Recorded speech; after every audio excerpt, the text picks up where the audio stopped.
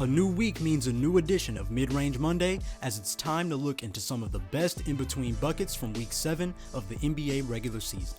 We'll start in Minnesota with both Julius Randle and Anthony Edwards making contributions to the mid-range masterclass. Starting with Randle, look at him attack the paint with a shoulder fake into the bank shot looking like his big bro Kobe Bryant.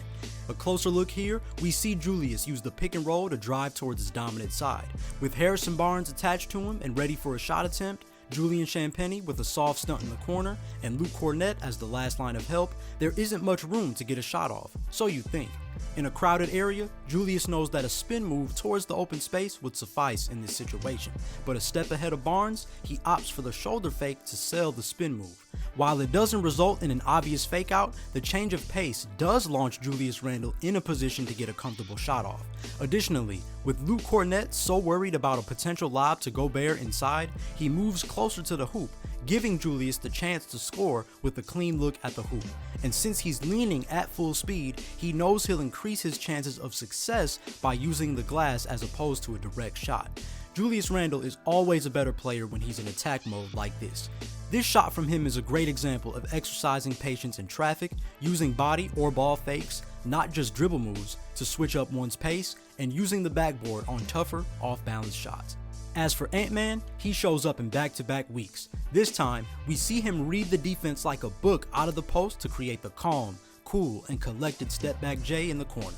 I want you to take notice that off-rip, the T-Wolves start in their 5-out offense, which ideally takes rim protectors or help defenders out of the paint, a place Ant-Man would love to get to.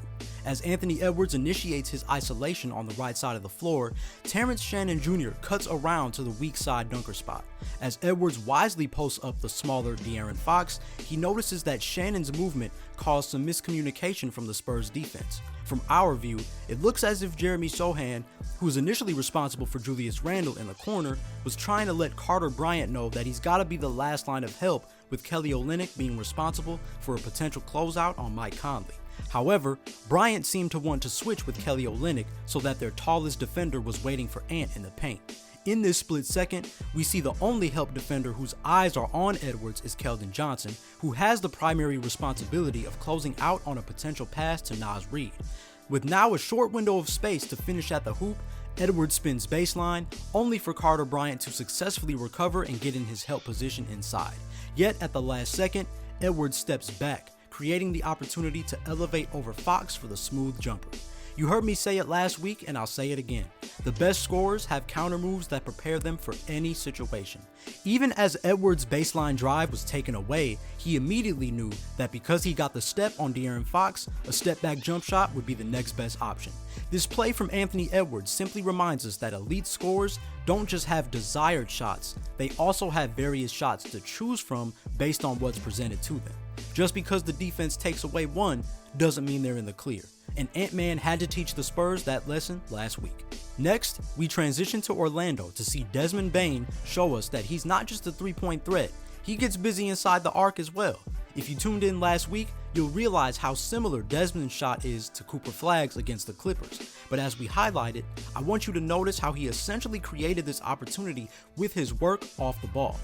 Facing an intense defender like Ayo Dosunmu, Bane pushes off him, giving him space to not just come to the ball, but run Ayo into the great screen set by Wendell Carter Jr. If he doesn't do his work off ball, he allows Dosunmu to hold him and as a result, break up the play for Desmond. Interestingly enough, it looks like with more of an aggressive catch, Desmond Bane might have had a drive or most likely a pick and roll with Carter, getting a good lane to the basket.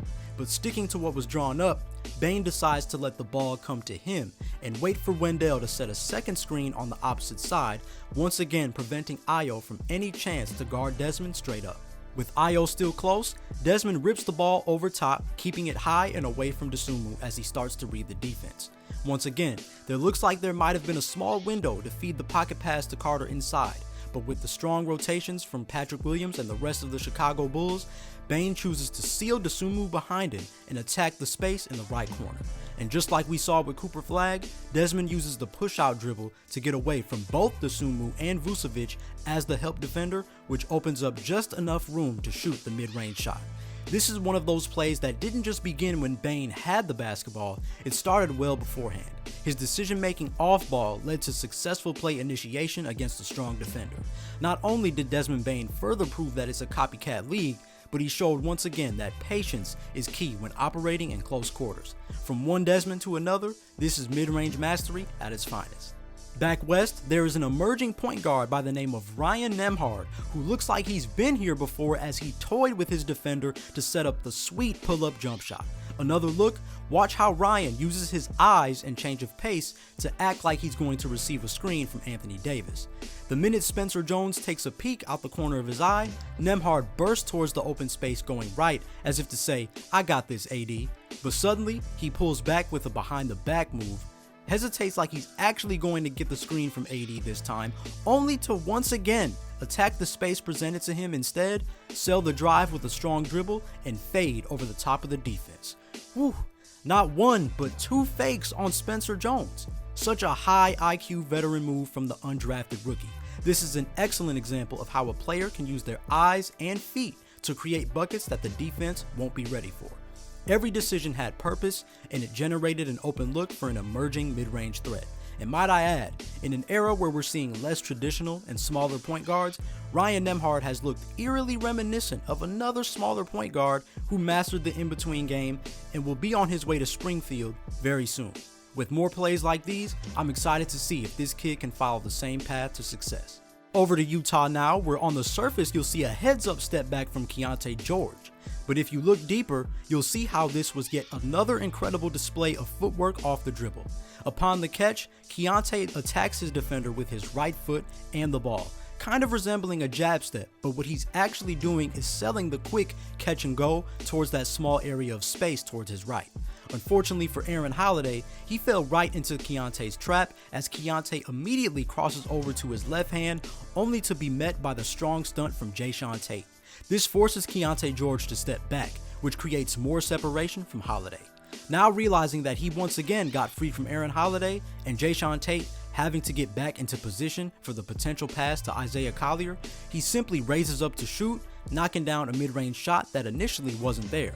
One of the most fascinating aspects of NBA basketball is how players manage to make such wise decisions in just a matter of seconds, a skill Keyonte George showcases here. With Holiday lined up out of position, it was likely this moment where Keyonte knew he was going to be a step ahead of his defender and be able to create space for a shot. And the ability to respond to Tate's stunt was instinctual, yet patient, as he displayed great offensive awareness there. Just another display of a scorer using their feet to keep their defender off balance, setting up a smooth bucket. Then we head to the City of Dreams, where there are not one, not two, but three different examples of mid-range excellence. First, it's Devin Booker patiently sizing up Austin Reaves to eventually get to his signature pull-up along the baseline. After showing the pull-up three, Book sizes up his defender, gradually inching closer to that baseline. In last week's video, I mentioned how Devin Booker is so good at switching up the rhythm of his dribbles to keep defenders guessing. As he's doing this versus Austin Reaves, it looks as if Austin is preparing himself to guard Booker's eventual baseline pull-up. But where Devin gets him is this quick pullback, as it looks like he's ready to use a Mark Williams screen to get into the paint. However, Book notices that it's the perfect decoy to allow him to finally get to his signature shot, so he dribbles as if he's waiting for the screen, which gets Austin Reaves to move towards Book's left side. And at the perfect moment, Book finally crosses over to his right hand and then steps away from Reaves to get a clean, easy look at the basket. Sometimes basketball is a game of Tom and Jerry. Being too anxious or too passive might cause you to miss the golden opportunity you were looking for.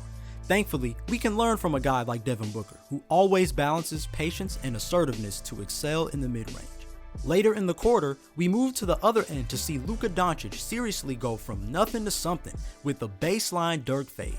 If you remember last week, I stressed the importance of not picking up the basketball in tough spots like the corner or in traffic. Unfortunately, that is much easier said than done, as Luka found himself in a very tough spot. Upon the sideline inbound, Luka gets the ball in the post against a very good defender in Brian Dunn. Now, if you read the Suns' defense, it seems like the only option for Luka to make a play for himself is to find a way to attack baseline and either finish over Iguodala inside or get the ball to Jackson Hayes for an easy look. However, that plan doesn't work out as Dunn stays with Luka's spin move, and even his little half spin there successfully stonewalling the crafty superstar guard. With Iguodala providing extra help, there may have been a quick opportunity to somehow throw a pass to Hayes for a floater, but with Jordan Goodwin sliding up to cut that pass off, that would have forced the Lakers to hit Hayes and then find Gabe Vincent for the three. With a tough decision to make in a tough spot, Luka decides to take matters into his own hands as he simply pivots the opposite direction and hits Ryan Dunn with the one-legged fadeaway, allowing the Lakers to breathe a sigh of relief. Now I'll be honest, it was hard to tell if Luka traveled on this play, as it definitely seemed like he dragged both his feet after picking up the ball. Of course, the ref had a much better view than we did, so no whistle means play on. Given that circumstance, you gotta tip your cap to Luka, still finding a way to score in such a tight situation. Once again, this is the epitome of a scorer creating a solution when most see a problem. For the last play from this matchup, Dillon Brooks makes another appearance this week as he put on an absolute mid-range showcase this game. While there were plenty of shots to choose from, I figured I'd highlight this dream shake from Mr. Brooks. I know Hakeem Olajuwon smiled when he saw this move. After getting the switch to operate against a more favorable matchup with Dalton Connect, Brooks dribbles into the post, backs down into his spot, and rather than going straight into the turnaround fade, he throws off Connect with a shoulder and ball fake to guarantee his shot window opens up. Now a few things. Number one, I was disappointed in the Lakers defense here. LeBron didn't fight to stay with Brooks. While tougher to do against self post-ups, Dalton Connect didn't make Brooks work for his positioning, and the Lakers didn't send any help on a guy that made 4 of his first 7 shots before this one. Secondly though, don't be afraid to dance a bit and shake them shoulders in the post. A good dream shake is certainly aesthetically pleasing to watch, but understand that its purpose is to throw off the timing of the defender, preventing them from having a clear path to contest the shot. Dillon does an excellent job feeling his defender and upon picking up the ball, giving a slightly stronger fake with the ball away from his left shoulder. That split-second fake had Dalton anxious to jump on that side, and as a result was likely the difference between blocking Brooks' shot and watching it fall through the net. Timing is everything in basketball, and Dillon Brooks used an old-school move to let time work in his favor. After plenty of West Coast action, we head back east to see CJ McCollum execute the vintage size up straight into the sidestep midi. What I appreciate about this shot from CJ is the balance of keeping it crafty and simple at the same time. Many young players are tempted to play with their food, if you will, and toy with mismatches as opposed to getting straight to business. Let's look at how CJ balanced both. First off, let's give credit to Marvin Bagley for setting a textbook screen on Justin Edwards, holding it long enough to help CJ get the mismatch against Adem Bona. In this position, CJ has plenty of options. He can stop on a dime and raise up, he can use an in and out dribble and drift towards the baseline, he can go into a step back. CJ's options are almost limitless. So instead of taking the first shot, CJ is sure to get lower than his defender and hit him with the in and out behind the back combo. CJ knows that most big men don't want to get in a low defensive stance and slide against a crafty guard, so he uses this dribble combo to gauge his attack a little bit more. As he notices Adem failing to bite on any of his moves, he opts to shoot over him, but not just any shot. He takes a sidestep jumper to move further towards the baseline and away from the outstretched hand of the defense. That separation perfectly gave CJ a clear look at the basket, forcing Adem Bona to contest at an angle. He may have done a solid job defensively, but at the end of the day, CJ won the individual battle, showing he hasn't lost a step despite being a seasoned vet. CJ has remained one of the best inside the arc for 10 years now, so it should be no surprise he makes an appearance on Mid-Range Monday. Bringing another example of how to successfully attack a mismatch, here's Jaylen Brown also making another appearance on Mid-Range Monday as he gets Mitchell Robinson off balance to knock down the top of the key jumper. With 10 seconds left on the shot clock, Jaylen Brown has no choice but to avoid playing with his food. And to his credit, Mitchell Robinson actually does a decent job guarding smaller players on the perimeter. That said, he'd much rather patrol the paint than be caught against an all-star scorer like Brown, who starts by attacking Robinson with his signature snatchback dribble. While Robinson does take a step back, Brown doesn't settle for the deep three. And right when he lures Robinson into thinking he'll take it, he drives left before crossing back to his right, throwing Robinson off balance and out of position. Despite the last-ditch contest, it was already too late as Brown hits from mid-range. Just like last week, we see another example of Jaylen Brown not settling for his first shot and staying persistent enough to find a better shot. Additionally, he did an excellent job using his feet to dictate the effectiveness of his dribble moves. Again, it can be tempting to get a mismatch like this and want to put them on an ankle-breaking highlight reel. But notice how Brown still gets his highlight by focusing on the right things, exploiting his defender's limitations, performing simple yet effective dribble moves to keep him off balance, and being aware of the space he has and needs to get a good shot off. With the shot making he's shown off this year, Jaylen Brown just might be a regular in this series. Next up is a rising scoring threat out of Portland, Shaedon Sharpe, who uses a combination of strength and footwork to get a nice fadeaway to go ahead of the halftime break against Cleveland. After a good screen from Toumani Camara, Shaedon Sharpe is able to get a mismatch against the smaller Darius Garland. And what I absolutely love about this play is that Shaedon wasted no time attacking Garland. Notice how upon the switch, he initiates contact first. The first bump allows him to get into the mid-range, and after a quick spin move to protect the ball and switch to his dominant hand, he gives Garland a second bump, which allows him to get from the perimeter into the paint in just 3 dribbles. However, at the last second, the cut from Reaves brings reigning Defensive Player of the Year Evan Mobley inside. But Shaedon says no problem, and simply pivots the opposite direction to comfortably shoot the fadeaway over Garland. This is a great example of spatial awareness from Shaedon Sharpe. Aware of his strength advantage, he got to his desired area of the floor by playing bully ball. He didn't give Darius Garland a chance to guard him. He attacked the space between them with aggression until he was able to get as close to the basket as he could. And even with his ideal layup disappearing, he was still in position to get a quality second look. That is how you take advantage of space and use strength to your benefit. Veteran-esque decision making from Shaedon Sharpe. Speaking of veterans, the next 2 plays come from some of the best scorers of the 2010s. The first of those players being James Harden. With the right side all to himself, he takes Zaccharie Risacher to school with a step-back midi. Look at the patience from Harden here as he throws an inside jab, successfully forcing Risacher to back up off him just a bit. Then, just as Risacher is waiting to see if James takes the baseline drive, James gives him an outside jab this time, which forced Risacher to play him straight up instead of forcing him baseline. This is exactly what James wanted, as the minute Risacher bites, Harden goes into the tween cross combo, mishandles the rock temporarily, pulls back, and then steps back into the jump shot over the taller Risacher. James might be the best I've seen at lulling a defender to sleep before the attack. He usually does this with his signature size up, but this is an example of him doing it from the triple threat. The big thing you'll notice with James Harden is that he's never worried about what move he's gonna make. He's always responding to what his defender does. When Risacher crowded him, he used the jab step to back him up. When Risacher forced him baseline, he jabbed outside Risacher's top foot to make him guard straight up. The gradual buildup of the crossover got Risacher off balance, forcing him to slide back into position. And the step back forced Risacher to settle for the face guard, not necessarily a shot contest. What a sight it's been to see James Harden bring back the mid-range to his game in the late stages of his career. He may not use it often, but he always knows when to bring it out.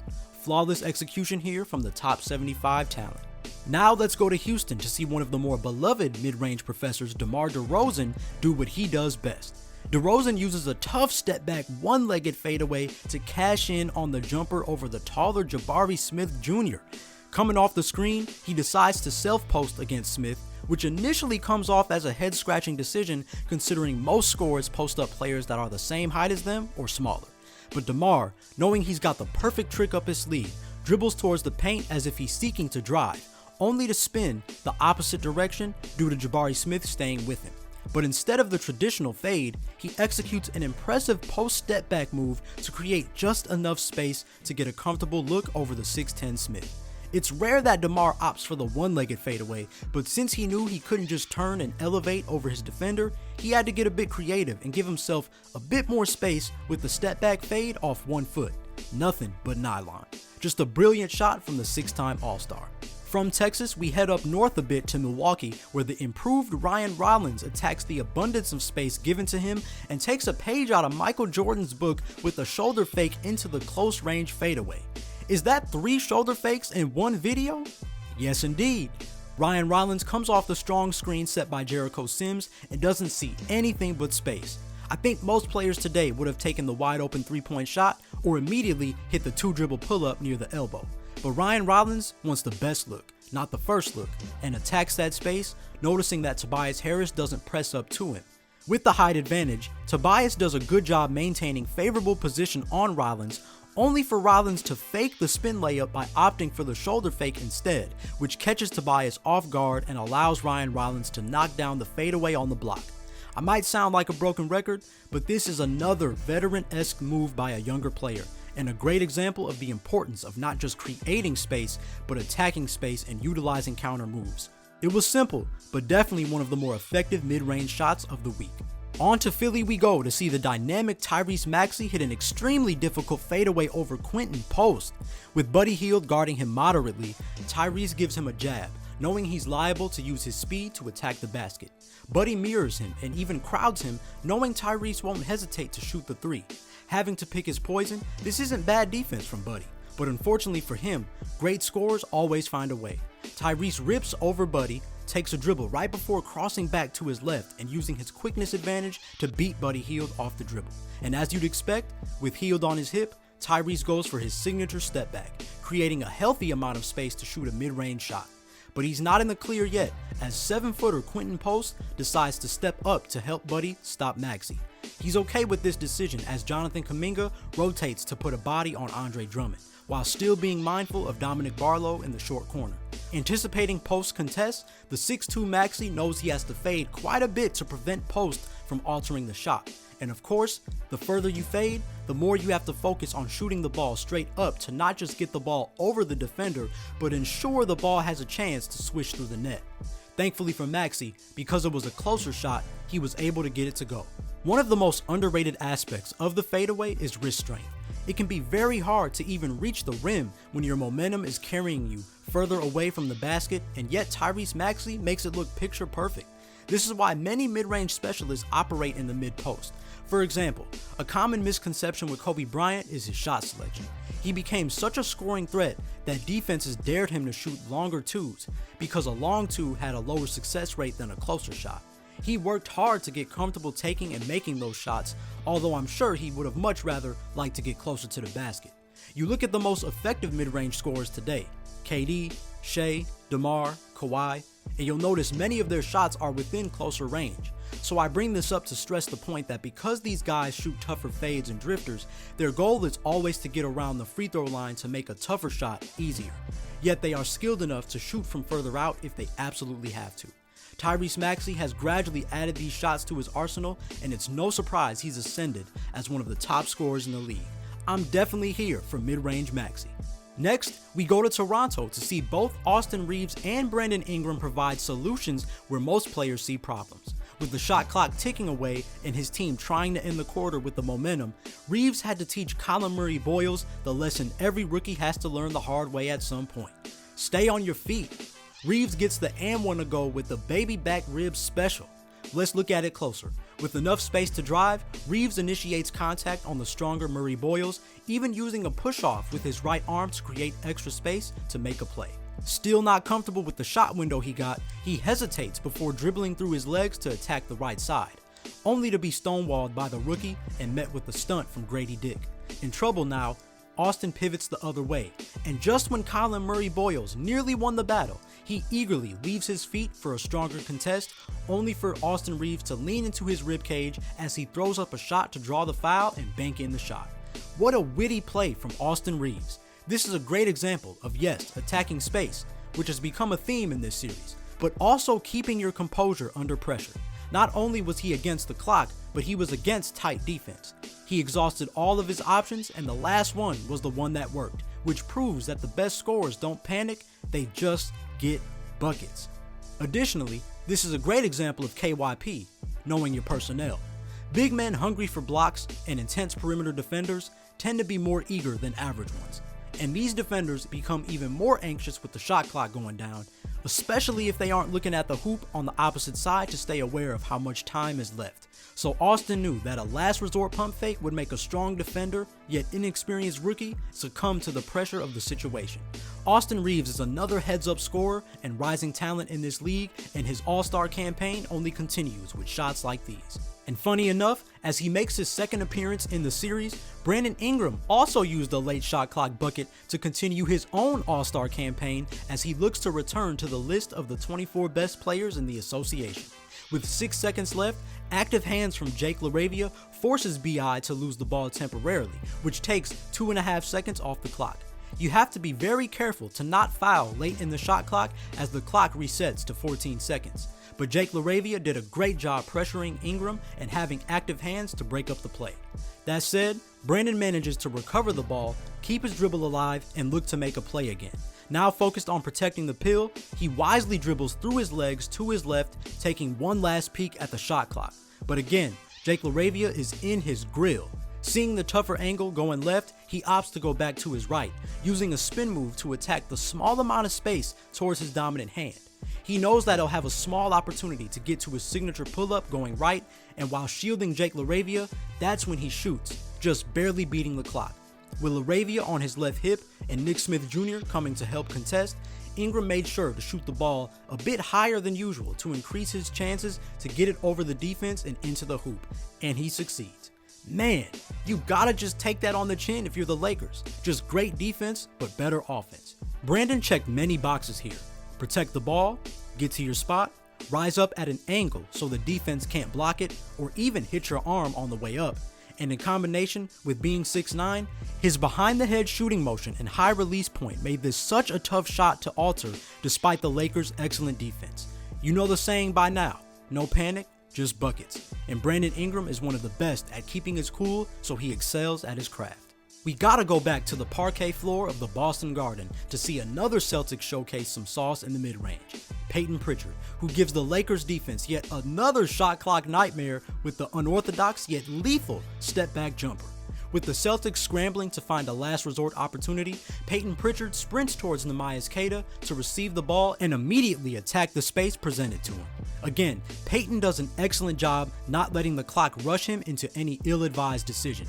Getting the ball with 4 seconds left, he knows that's plenty of time to find a spot and get a good shot up. Running into a wall of Rui Hachimura and DeAndre Ayton though, Pritchard then weaves to the elbow where he can attack the taller defender at an angle. But instead of the traditional pull-up, he gets into his Sierra 1-2 step a different way. He leads with his left foot out front and then steps to his right, making the shot tougher for him, but also tougher for Hachimura to alter. And we see how the decision pays off thanks to his fancy footwork. This, my friends, is the telltale sign of a hooper you don't want to mess with. Anyone that has the nerve to not only practice these shots, but attempt them in games is a problem. Top tier spatial awareness in a tight situation. The innovation that has come with the evolution of the sport is incredible to watch, and Payton Pritchard serves as living proof with this cold bucket. Down south, we got the Floridian battle between the Heat and the Magic, where Andrew Wiggins nearly made the city of Orlando invest in a hockey team after putting Wendell Carter Jr. on skates with the smooth midi. Remember what we went over earlier about big men having to guard athletic scores. Not the most fun situation to be in. Watch how upon receiving the ball, Wiggins inches towards his left side a bit before exploding to his right with a simple yet rhythmic crossover, forcing Carter to have to slide his feet. With Carter now on his hip, not only does Wiggins use the behind-the-back dribble to gain a large amount of separation from the defense, but he also gave Carter a friendly shoulder bump to really throw off his balance. This combo allowed Andrew Wiggins to knock down a more than comfortable free throw line J. When you refer to last week's video and now today's edition, you'll notice how simple a majority of these buckets are.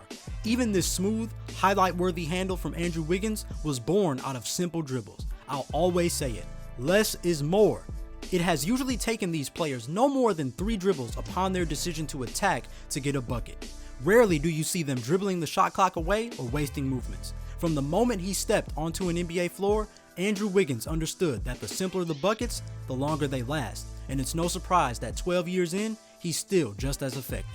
Staying south, we move over to Atlanta, where in a close fourth quarter versus the Hawks, Jamal Murray hit Luke Kennard with a superb spin step-back combo that Penny Hardaway would be proud of. Count it in the foul. One more look, we see Cam Johnson set a tight pick on Nickeil Alexander-Walker, allowing Jamal Murray to be matched up with a weaker defender in Luke Kennard. With Nickeil staying attached to Johnson on the roll, Jamal doesn't hesitate to take his defender one-on-one, initiating a series of dribble moves such as the Tim Hardaway tween cross combo and a retreat through the legs, protecting the pill and changing his pace. Despite my earlier comment, Kennard is actually doing a really good job staying in front of the crafty player Jamal Murray is, sliding his feet and not giving him any room to breathe. And with Vit Krejci ready to stunt on Jamal's left and Onyeka Okongwu as the help defender at the nail, Jamal doesn't have a lot of space to work with. But that's when he spins off Kennard, and rather than forcing the drive, he opts to take a hop backward, which creates just enough space to elevate for a shot over Kennard. And even despite the overly aggressive contest from Kennard, Jamal's soft shooting touch results in a momentum swinging bucket. Jamal's balance and elevation on his shots reminds me a lot of Devin Booker's, as it's very evident they both use strong bases to fuel their shots. On the surface, this is yet another craftier example of how to get to your spot in the mid-range, but his values are the same. Don't panic and trust your work. Speaking of putting in work, we return to Texas to see legendary mid-range artist Kevin Durant shake his defender with the timeless hezzy cross, fight to get to his spot only to knock down the incredibly difficult leaner. Peep how KD even looks to the Suns bench saying, "Did you miss me?" At least that's what I think he said. Similar to the earlier example from Desmond Bane, notice how KD's work starts much earlier off ball upon the side inbound.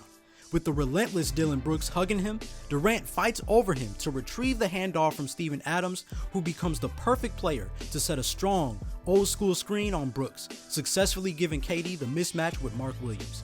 With Brooks not shy to guard Adams down low, KD sticks with the mismatch of his own and does what no defender wants to see: a retreat, which means it's time for everyone to get out the way and let KD cook.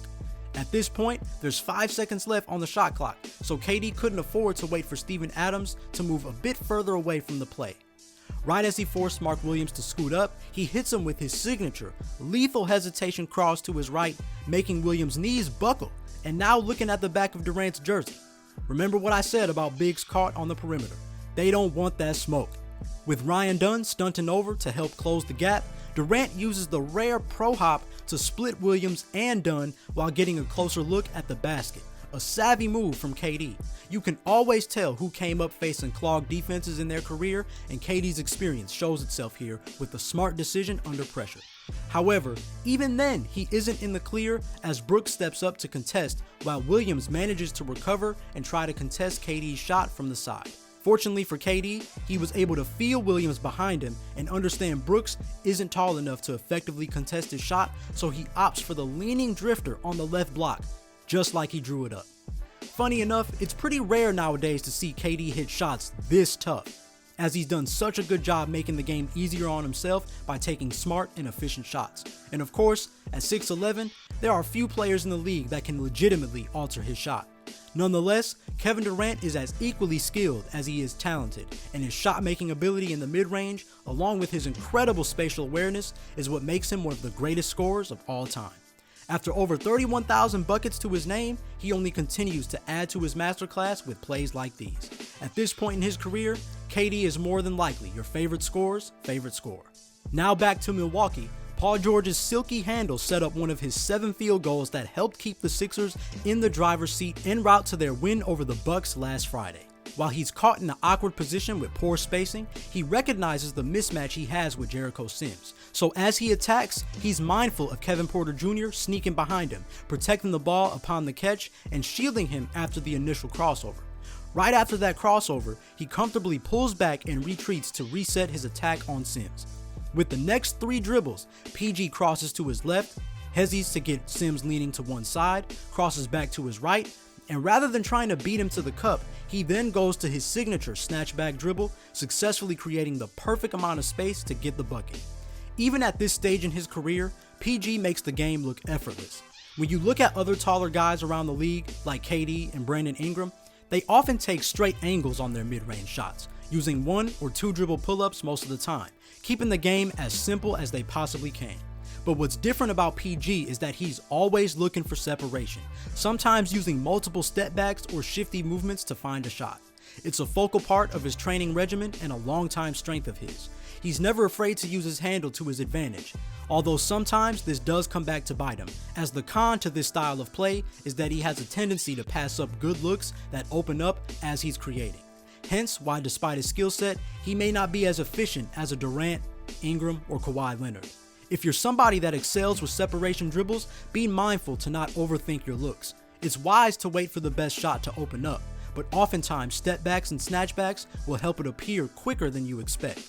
But one thing is for sure, PG has never lacked the skill to excel in the mid-range, and the league is always more fun to watch when he's contributing to the mid-range masterclass.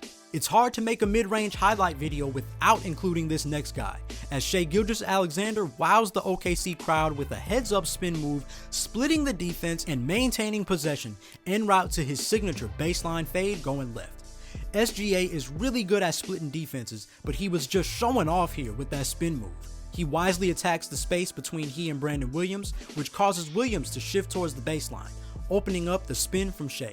As he turns around, he's met by Najee Marshall's help defense, and the combination of his wingspan, armbar, and ball control helps him play keep away from the physical defender.